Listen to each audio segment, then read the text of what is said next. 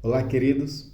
Para a nossa jornada da transformação, para o nosso crescimento espiritual, um fator é muito importante, que é a autodisciplina. O apóstolo Paulo, ele cita que existem dois tipos de atletas, né? Existem aqueles que nós conhecemos, que são os atletas olímpicos, os esportistas. Ele diz lá em 1 Coríntios capítulo 9, versículo 25, que todo atleta em tudo se domina.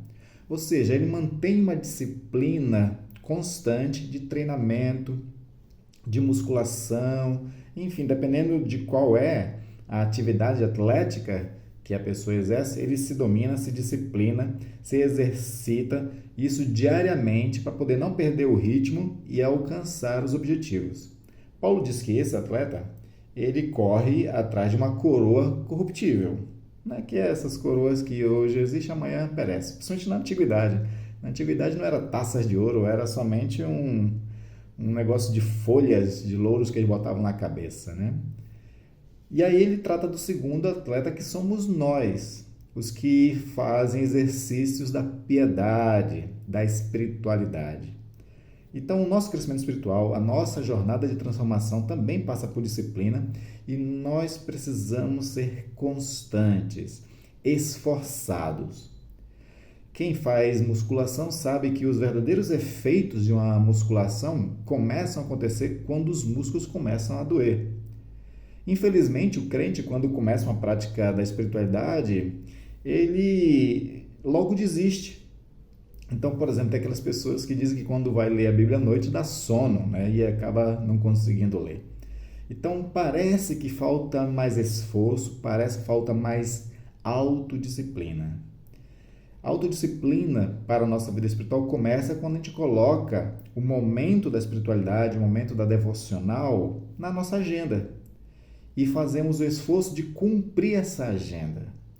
Se você colocou 15 minutos para poder praticar a sua espiritualidade, que faça os 15 minutos. Se foi meia hora, uma hora, e quanto mais, melhor.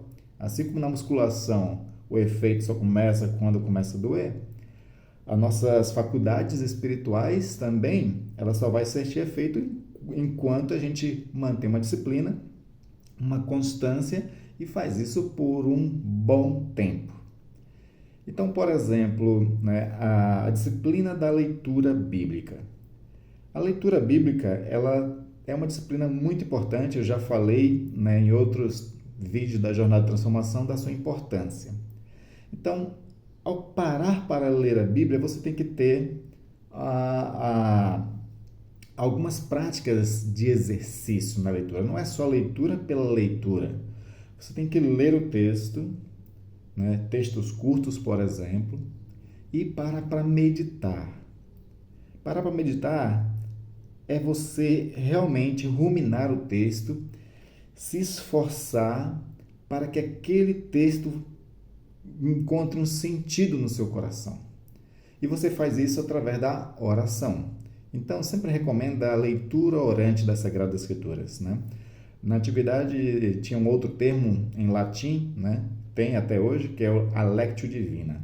Na Lectio Divina você lê o texto com muita atenção, você medita no texto, você ora o texto, para nessa oração em contato com o Espírito, aquele texto seja compreendido, entendido no coração. Jesus diz que quando a gente ouve a palavra e a entende, né, é que a gente realmente vai ser considerado como um homem que está construindo sua casa sobre a rocha. Então nós precisamos dessa prática de exercício da nossa espiritualidade. E eu já falei uma vez, né, num dos vídeos, que quando a gente senta, né, isso na verdade quem dizia eram os pais da igreja, né? Eles diziam que quando a gente senta para a espiritualidade, a gente não tem que ter pressa para se levantar. Porque assim como na musculação, a espiritualidade ela precisa de tempo para que a gente se torne cada vez mais maduro na nossa fé, no nosso conhecimento de Deus. E quanto mais conhecimento de Deus nós temos, como diz Pedro na sua epístola, nós crescemos na graça do nosso Senhor Jesus Cristo. Então, seja um bom atleta de Cristo e pratique exercícios espirituais com disciplina. Amém, queridos? Até o próximo vídeo.